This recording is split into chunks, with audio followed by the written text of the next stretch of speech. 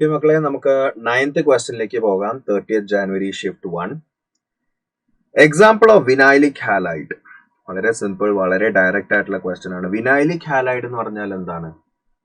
Halogen attach to a double bonded carbon. Double bonded carbon എന്ന് മാത്രം പറയാൻ പാടില്ല. Halogen attach to a double bonded carbon which is aliphatic.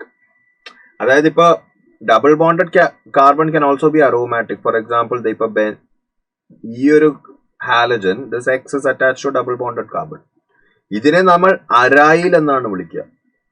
Vinyl എന്ന് പറയുമ്പോൾ halogen attach to an sp2 hybridized carbon which is aliphatic in nature. Okay, aromatic ആണെങ്കിൽ അതിനെ aryl എന്ന് വിളിക്കും.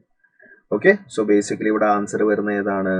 1 ആണ് ആൻസർ വരിക. Halogen attach to sp2 carbon. ഇവിടെ നോക്കി, ഇത് അരൈലാണ് കേട്ടോ വരിക. പല സ്റ്റുഡൻസും പഠിച്ചു വെച്ചിരിക്കുന്നത് വിനൈൽ എന്ന് വെച്ച് കഴിഞ്ഞാൽ halogen attach to double bonded carbon എന്നാണ്.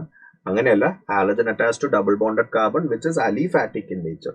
അറോമാറ്റിക് ആണെങ്കിൽ അതിനെ അരൈൽ എന്ന് വിളിക്കും. ഓക്കെ ആണോ മക്കളെ? Got it?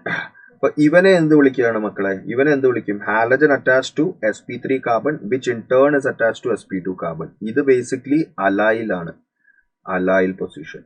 Again, this is also halogen attached to sp3 carbon which in turn is attached to sp2 carbon. This is also allylic.